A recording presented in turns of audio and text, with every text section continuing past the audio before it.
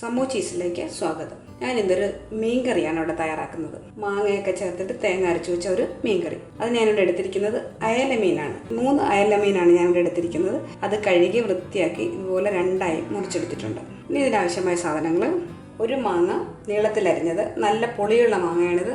10 ഉള്ളി ചതച്ചത്, 1 സ്പൂൺ ഇഞ്ചി ചതച്ചത്, 5 പച്ചമുളക്, 1 തണ്ട് കറിവേപ്പില. ഇനി ഇതിനൊരു അരപ്പ് തയ്യാറാക്കിയെടുക്കണം. അതിനാവശ്യമായ സാധനങ്ങൾ: 1 കപ്പ് തേങ്ങ, 240 ml കപ്പ് നിറച്ചൊരു കപ്പ് എടുത്തിട്ടുണ്ട്. 1/2 ടീസ്പൂൺ മഞ്ഞൾപ്പൊടി, 1 സ്പൂൺ വറ്റൽമുളക് ചതച്ചതും, 1/2 ടീസ്പൂൺ കാശ്മീരി മുളകും കൂടെയാണ് എടുത്തിരിക്കുന്നത്, 1/2 സ്പൂൺ മല്ലിപ്പൊടി. ഇനി ഇതെല്ലാം കൂടെ നന്നായിട്ടൊന്ന് അരച്ചെടുക്കണം. അതിനുശേഷം ഈ മാങ്ങ ചേർത്തിട്ട് തേങ്ങ അരച്ച് വെച്ച അയലക്കറി എങ്ങനെ തയ്യാറാക്കുന്നതെന്ന് നോക്കാം. ഇതിനാവശ്യമായ ഉപ്പും എണ്ണയും. വെളിച്ചെണ്ണയാണ് എടുത്തിരിക്കുന്നത്. ആദ്യം നമുക്ക് ഈ തേങ്ങ ഒന്ന് അരച്ചെടുത്തിട്ട് വരാം. ഒരു ചട്ടി എടുത്ത് വയ്ക്കുക. അതിനകത്തേക്ക് നമ്മളിവിടെ അരച്ചെടുത്ത അരപ്പിട്ട് കൊടുക്കുക. ചതച്ച് വെച്ചിരുന്ന ഉള്ളി, ഇഞ്ചി, പച്ചമുളക് ഇതെല്ലാം ചേർത്ത് കൊടുക്കുക. കറിവേപ്പിലയും കൂടെ ഇടുക. ആവശ്യത്തിന് ഉപ്പ് ചേർത്ത് കൊടുക്കുക.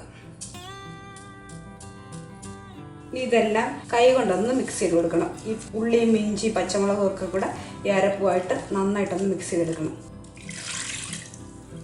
കറിക്ക് ആവശ്യമായ വെള്ളം ഒഴിച്ച് കൊടുക്കുക. മാങ്ങ കഷ്ണങ്ങളും അതിലേക്ക് ഇട്ട് കൊടുക്കാനുള്ളതാണ്. അതിനനുസരിച്ചുള്ള വെള്ളം ചേർത്ത് കൊടുക്കണം. അല്പം കൂടെ വെള്ളം ചേർത്ത് കൊടുക്കാം. ഇനി ഇതൊന്ന് നന്നായിട്ട് തിളപ്പിച്ചെടുക്കണം. തിളച്ചതിന് ശേഷം മാങ്ങയും മീനും ചേർത്ത് കൊടുക്കാം. ആദ്യം ഇതൊന്ന് തിളപ്പിച്ചെടുക്കാം. അരപ്പ് ഞാനിവിടെ തിളയ്ക്കാൻ വെച്ചിട്ടുണ്ട്. ഇതൊന്ന് തിളച്ച് വന്നതിന് ശേഷം നമുക്ക് ഇതിനകത്തേക്ക് മാങ്ങയും മീനും ചേർത്ത് കൊടുക്കാവുള്ളൂ. ഇതൊന്ന് അടച്ചു വെച്ച് തിളപ്പിച്ചെടുക്കാം. അരപ്പ് ഇവിടെ നന്നായി തിളച്ച് വന്നിട്ടുണ്ട്. ഇനി നമുക്ക് ഇതിനകത്തേക്ക് മീനും മാങ്ങയും ചേർത്ത് കൊടുക്കാം. വെള്ളം പോരാന്ന് തോന്നുവാണെങ്കിൽ തിളച്ച വെള്ളം അല്പം ഒഴിച്ചു കൊടുക്കാം കേട്ടോ. ഇനി ഇതിനകത്തേക്ക് മാങ്ങ കഷ്ണങ്ങൾ ഇട്ട് കൊടുക്കാം. മാങ്ങയ്ക്ക് നല്ല പുളിയുള്ളതാണ്. പുളി ഇല്ല എങ്കിൽ ഒരു കഷ്ണം പുളി കൂടെ ചേർക്കാം. ഈ തവിയിട്ടൊന്നും ഇളക്കരുത്. ചെറുതായിട്ടൊന്ന് ചുറ്റിച്ചു കൊടുത്താൽ മാത്രം മതി. അടച്ചു വെച്ചിട്ടൊരു 10 മിനിറ്റ് വരെ ഒന്ന് വേവിക്കാം. കറിയൊന്ന് ഇടയ്ക്ക് തുറന്ന് നോക്കി ഇളക്കി കൊടുക്കണം. ഇളക്കി എല്ലാം ചുറ്റിച്ചു കൊടുക്കണം. നന്നായിട്ട് തിളച്ച് വന്നിട്ടുണ്ട്. ഇത് ഈ സമയത്തൊന്ന് ഇങ്ങനെ ചുറ്റിച്ചു കൊടുക്കണം.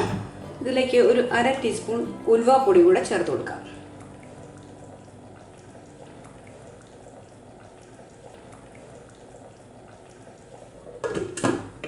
ആ സമയം ഉപ്പും പുളിയൊക്കെ നോക്കണം. പോരാങ്കിൽ ചേർത്ത് കൊടുക്കാം. കറി റെഡിയായോ നോക്കാം. ഏകദേശം റെഡി ആയിട്ടുണ്ട്.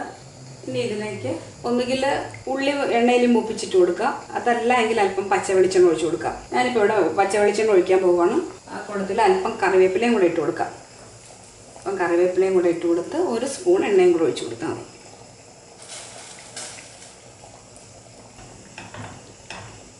അടച്ചു വെച്ച് ഒന്ന് തിളച്ച് കഴിയുമ്പോൾ നമുക്കിത് സ്റ്റൗ ഓഫ് ചെയ്ത് വയ്ക്കാം.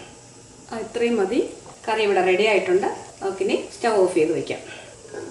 വളരെ ടേസ്റ്റി ആയിട്ടുള്ള മാങ്ങയൊക്കെ ചേർത്ത് തേങ്ങ അരച്ച് വെച്ച അയലക്കറി ഇവിടെ റെഡി ആയിട്ടുണ്ട്. നിങ്ങൾക്ക് എല്ലാവർക്കും ഇത് ഇഷ്ടപ്പെട്ട് കാണുമെന്ന് വിചാരിക്കുന്നു. ഇഷ്ടമായാൽ നിങ്ങളിത് ഒരു പ്രാവശ്യമെങ്കിലും ഇതൊന്ന് ട്രൈ ചെയ്ത് നോക്കണം. നോക്കിയിട്ട് അഭിപ്രായങ്ങളും നിർദ്ദേശങ്ങളും അറിയിക്കുക. അതുപോലെ എൻ്റെ ചാനലൊന്ന് ലൈക്ക് ചെയ്യാനും സബ്സ്ക്രൈബ് ചെയ്യാനും മറക്കരുത് കേട്ടോ. അടുത്തൊരു പുതിയ റെസിപ്പിയുമായി വരുന്നത് വരെ താങ്ക്